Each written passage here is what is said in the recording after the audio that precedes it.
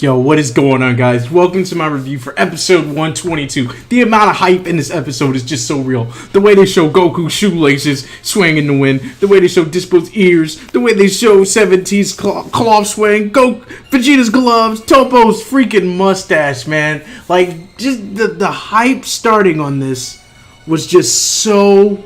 Oh, it was so cool. Alright, so let's just get into it. So, the episode starts off with the epic stare down between Goku and Jiren. And so, when Goku gets in Jiren's face, he begins to do this, like, you can tell it. He's so into the heat of the battle, and he's so into everything coming together at one time that he's extremely angry. He can't contain the hype. He just gets in Jiren's face, and then he just starts yelling. And as he's yelling, he's beginning to power up. He's beginning to power up right in Jiren's face. And so, during this, what they do is the two Xenos and the Grand Priest are talking about, the amount of people. They shrink the arena for the spectators, and they put everybody together. So imagine how awkward that is. Your universe is trying to kill my universe, and they're both alive, but I'm sitting right next to you. You're the last person that I want to be anywhere around. And so they got all the ex-Pride troopers sitting right next to Universe 7's characters, and it's a very tense and awkward moment. But anyways, they get past that. Goku starts to take on Jiren, and okay, so here's something I'm a little annoyed about. As these two are freaking fighting, right? If you even want to call it fighting, once they start, Goku's in blue, Vegeta immediately jumps to the back. And then while Goku is actually going against Jiren, it's like they're playing patty cake. They're discussing about, Jiren asks Goku, why do you want to get stronger? And he says, I don't know, I just want to get stronger. And so this little combat that they're doing, it's just so... Goku is blocking all of Jiren's attacks so flawlessly. It's almost as if these two are they're doing it so they can talk for a little bit before they get into it. So they're like trying to warm up their joints. I wasn't really a big fan of that, because the reason why is right after Goku's like, it's time for round 2, Vegeta dives in. And as he's attacking Jiren, oh no, he's not getting the same type of hand play as Goku. Not by any means. He's swinging at Jiren's chest, and Jiren is not flinching. Meanwhile, Frieza's fighting Dispo, Toppo's fighting Gohan in 17, and I mean, it's kind of, some of the things they made them do, it's kind of whack. Like, the last thing I need to see Toppo do is take his hands and smash the ground. Like, you're never going to do that quick enough where it's going to hit anybody fighting at the level that y'all are fighting at. It's really a waste of time. Why even waste your time showing that? And so we get back. Vegeta's talking about how he's never encountered an energy as strong as Jiren before, but he's determined. He says that he's going to defeat Jiren and he's going to obtain the Super Dragon Balls. But then Jiren immediately shuts that up, gives him a knee to the gut, backhands him across the back, and then smacks him away. And then Jiren's about to blast him away, but then surprisingly, Goku comes in with the save. Knocks Jiren out of the way, and then Jiren does this like charge up attack where he's crouching and he's like throwing his fist at Goku. But Goku's getting hit by it, but Vegeta's able to watch and read the movements. Jiren is clashing with Goku, and then he does the most... he takes his fist and backhands Vegeta in the face like he's nothing. I think Goku Black did something very similar to that. And so after he backhands him, he grabs him, twirls him, then he throws him. Vegeta comes back. Jiren does the charge up attack, and all of a sudden now Vegeta can read the movements. And as he's going through, they're showing that his eyes are kind of silvery, and that he's going through and he can read the attacks. If it was that easy to dodge his attacks, everybody needs to take 10 seconds to observe. Now, my boy Vegeta goes through the flurry of punches that Jiren is throwing out. He's dodging them one by one, and then he lands a solid blow on Jiren's gut. Jiren is shocked. Jiren, I swear, if you look hard enough, you look at his Pride Trooper jumpsuit, you're gonna see the back end get kind of big, because I think he kind of pooped himself when he got punched in the stomach. Like Vegeta did it. Everybody's like, Vegeta breached Jiren's energy. Oh, that's impressive.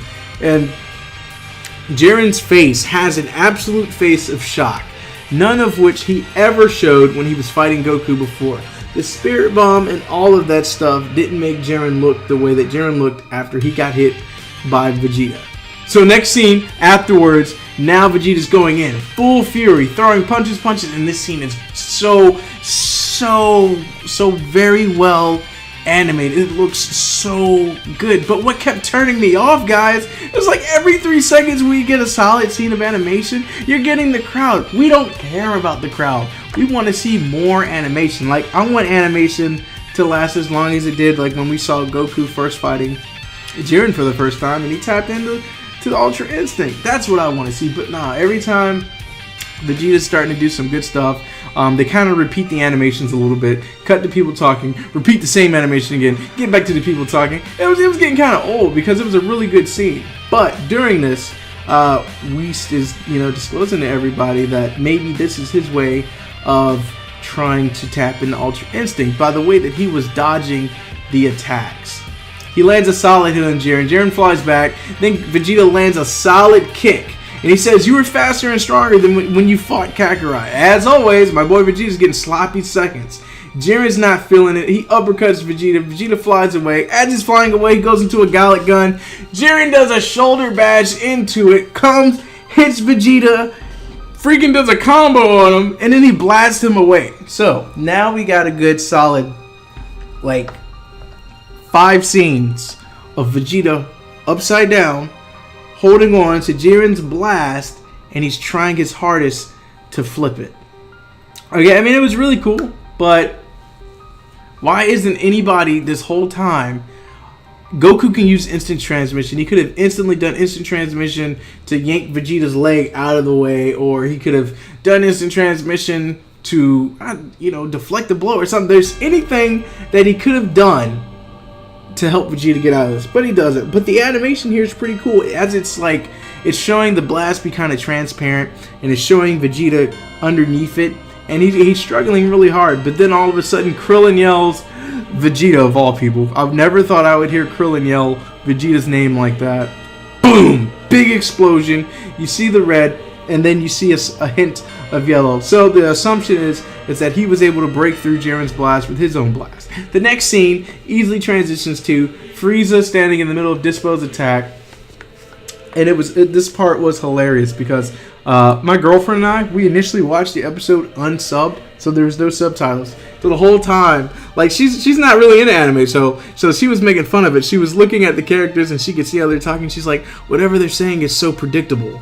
And so when it got to the Frieza and Dispo scene, it shows Dispo trying to do his fancy stuff, and Frieza standing there, and she says to Frieza, she's imitating Frieza, and she's like, "Oh, you're fast." And then as soon as Dispo's hand got grabbed by Frieza's tail, she was like, "But I have a tail that comes in handy." And then when we watched it sub, it was pretty much what he said. I thought it was hilarious that she was able to read the cliche shonen tropes like that. So Dispo grabs Frieza's tail, drags him, and then he gives him a taste of his own medicine, dude. He slams Frieza into the wall, grabs him by his face, and literally drags him all the way down. I thought this was interesting. I wasn't expecting Dispo to actually be able to do that much to Frieza. So, I don't know if Frieza's playing around, but to be able to see Frieza get grabbed and dragged like that, I was really kind of thrown off by that. That was really surprising because I feel like there's a large power difference between Frieza and Dispo, with Frieza being in the lead. Insert the next scene. Gohan's fighting Toppo along with 17's assistants, and they set Toppo up where Toppo's in the air, and Gohan charges up a Kamehameha, and he blasts Toppo. Of course, we know Toppo's damn near God of Destruction level. The blast clears and Toppo is coming out of it unfazed. Sorry guys. I'm very excited right now. I'm very excited and very agitated because if you just watched the card pool video that literally came out before this review, I am beyond livid. Anyways, we cut to the next scene. It has the Universe 11 dude talking, Bermude, whatever his name is, I can't remember it off the top. I'm not even going to try to remember. We got the clown talking to Beerus about how, is that really all that your universe has to handle? We got the mightiest warriors, blah, blah, blah. Whis reassures Beerus that it's going to be okay. And then we get to the next scene. And of course, this here, guys, this is the scene. This scene, you know, it's sick for so many reasons. And the reason why I say that is because I identify with Vegeta on so many levels, especially when you think about the growth of his character, where he's come from Z into where he's at now. Just think of his character and think of where he's at this point. So, this scene, Jiren tells him his fists are arrogant and there isn't a speck of purity in the self-righteous way that you fight. Like, what? Like, Vegeta says, is that all you have to say? Indeed, I am arrogant, but to me, that's precisely what my pride as a Saiyan is. It does the epic slow pan in, and then he goes into the classic, the final flash dance. He throws both of his arms out. He's paying a pure homage to when he first did it against Cell. And then as he throws his arms out, his ki is raging. And then they insert this sick scene of where Jiren's just standing there. It shows Vegeta powering up, and he says, Kakarot can have his Ultra Instinct. I'll defeat you in my own way, Jiren. And it shows the epicness of the Super Saiyan God Blue Aura just wrapping around him. You see the yellow. Goku is acknowledging how strong Vegeta is at this moment, talking about his energy flowing. Everybody in the crowd is shocked. Everybody's looking. But what I don't understand, if this is the opportunity to take Jiren out, Goku, you need to be right beside Vegeta, charging up a Kamehameha to blast this dude away. But guys, that would have been too cliche, and it would have made too much sense, and it wouldn't have allowed us to get the awesome things that we know we're going to get in episode 123. So, it goes to Vegeta still charging up the final flash. You got the yellow lightning auras around him. You got the God Key sparkles going around the final flash. And it shows this sick scene of Jiren standing, and you see the dirt just flying up around him. And then Vegeta says, after all you said to me, you're not going to try and dodge this, are you? What does your boy Jiren say? Come. That's all he says in pure silence. And then once again, the ultimate hype man for Vegeta in this episode for some reason, Krillin says, do it, Vegeta, and Beerus cheers him on, and then he does the final flash. The final flash was bigger than the Spirit Bomb. It was huge. And so the sick part was when they illustrated how large it was, and you see the arena, the people sitting on the bleachers in the air, how it's like flying over it, and it's just shaking. And while this is happening, you're seeing everybody else lay down. I don't really know why Goku is on the ground looking like he's beat up. I don't know what happened. Maybe he's doing that because of the sheer power that Vegeta shot out.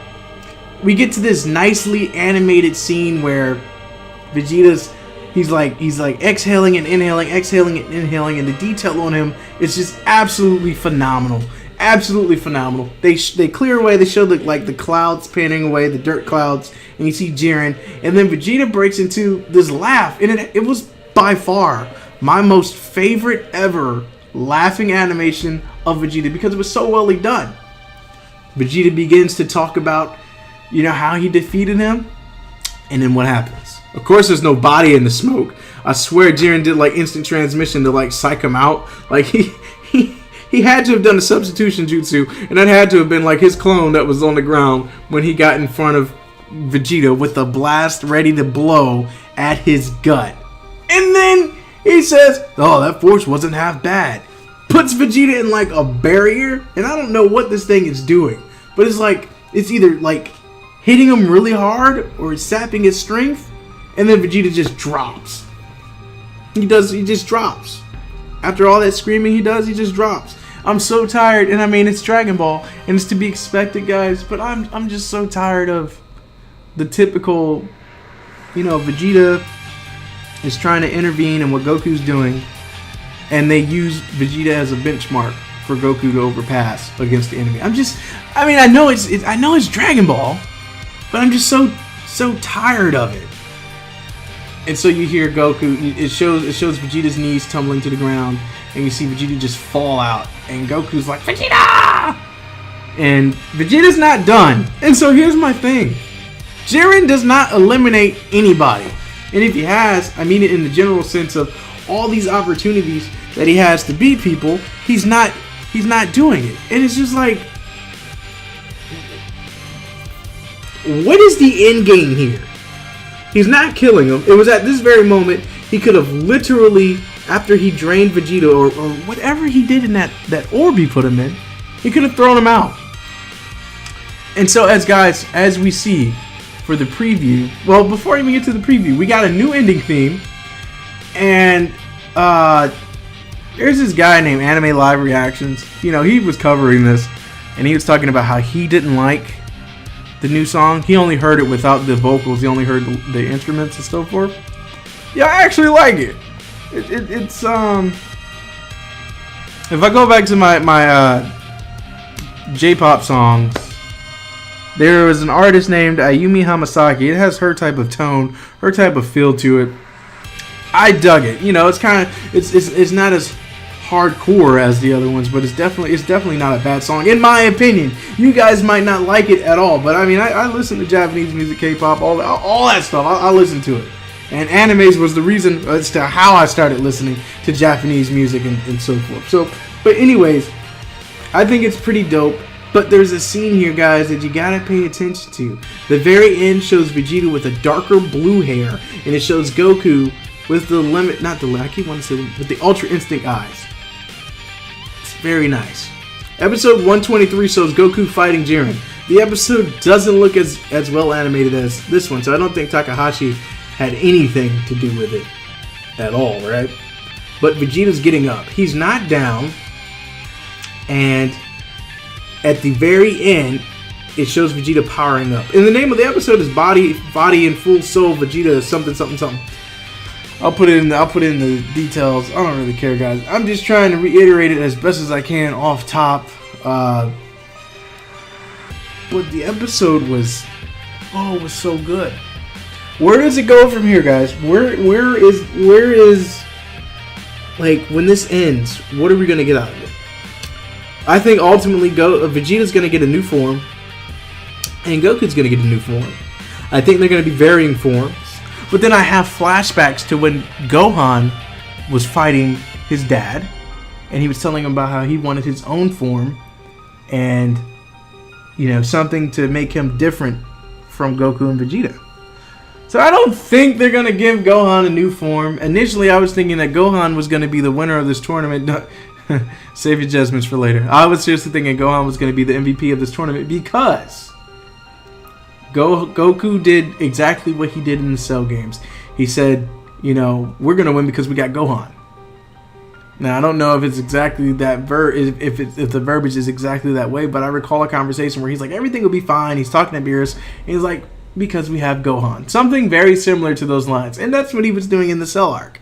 And so that's why I feel like there's something in store for Gohan, whether it be in this episode, the next arc, or not. Something's going to happen with Gohan. They wouldn't have him fight his dad and say those things that he did if they weren't planning on doing something about it. I think something's going to happen, and I think we're going to see something interesting when they actually focus on this fight with Toppo, because you know it's going to happen. They're going to do something where these two are fighting Jiren, and then the next episode's going to somehow be completely focused on the 17 and Gohan versus Toppo, and then I'm pretty sure we're gonna get one designated for Dispo versus Frieza. Which, speaking of which, after Vegeta did the final flash, there was a scene where Frieza was still laid with his face down in the ground, and Dispo was standing over him. Really?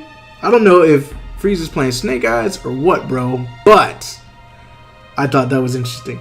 Anyways, guys, this episode review was supposed to come out a long time ago, and I apologize for the delay. I got a very busy lifestyle, and you know, I'm trying to make things more structured. I'm trying to make these card pools every day, and I'm trying to make, you know, episode reviews definitely a normal thing per episode, instead of doing, oh, I did episode 119 last week, and then the next one's like episode 124. Like, I don't want that. I want a review for every single episode, because, you know, I'm definitely watching this, and most of you guys probably are too. But anyways, guys, that's it. I hope you guys enjoyed it. I hope my energy levels weren't too overwhelming for some of you. I hope you guys really enjoy this review, and I hope you guys look forward to hearing more from me on the upcoming episodes. As always, guys, I'll catch you on the next one. Later.